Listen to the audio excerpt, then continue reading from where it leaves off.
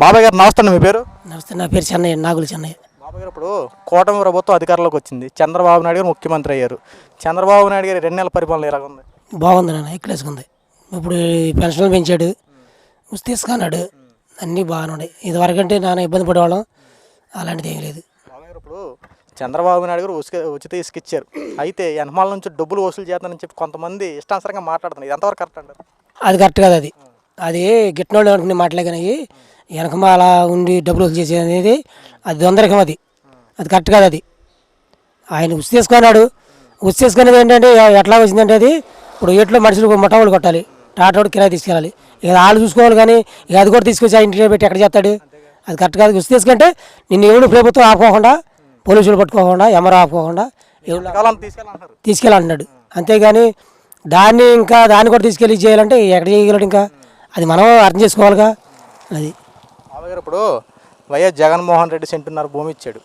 ఇప్పుడు చంద్రబాబు నాయుడు గారు పేదల పక్షాన్ని ఆలోచించి 3 సెంట్లు స్థలం ఇల్లు కట్టుకుంటే 4 లక్షల రూపాయలు ఇస్తానంటున్నారు. దీన్ని మనం ఎలా చూడవచ్చు? ఇది మంచి ప్రభుత్వం లాగా చూడాలి దీన్ని.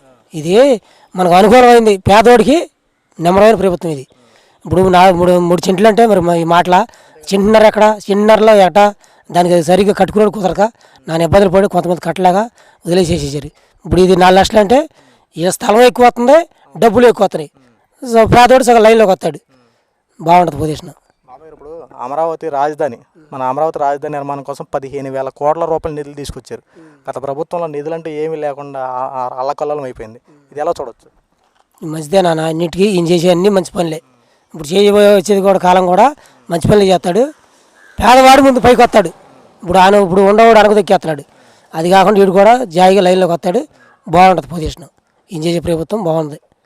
చంద్రబాబు గారు 2 నెలల్లోనే ఎంత మంచి పరిపాలన అందిస్తే కొంతమంది అలాగే వైసీపీ జగన్మోహన్ రెడ్డి ఢిల్లీకి వెళ్ళి ధర్నా చేసి రాష్ట్రంలో దౌర్జన్యాలు పెరిగిపోతున్నాయి, అరాచకాలు పెరిగిపోతాయని చెప్పి ఇష్టానుసారంగా మాట్లాడుతున్నాయి. ఇది ఎంతవరకు కరెక్ట్ అంటారు?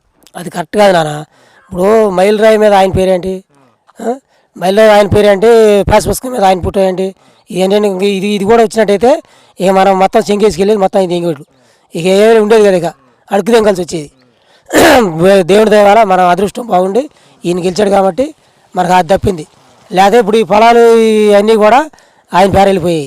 మరి ప్యాస్ పుస్తకం ఆయన పేరు వచ్చేది. ఇప్పుడు పేరుకు మాత్రం మీది మొత్తం కాగితాలన్నీ జగన్మోహన్ ఆయన పేరు ఉంటాయి. ఇక ఆయన పేరు ఉండబట్టి మనం ఇది అయిపోయేది మనకు తెలియదుగా.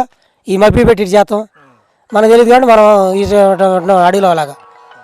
అది మంచి ప్రభుత్వం, ఇది నెంబర్ 1 ప్రభుత్వం ఇది.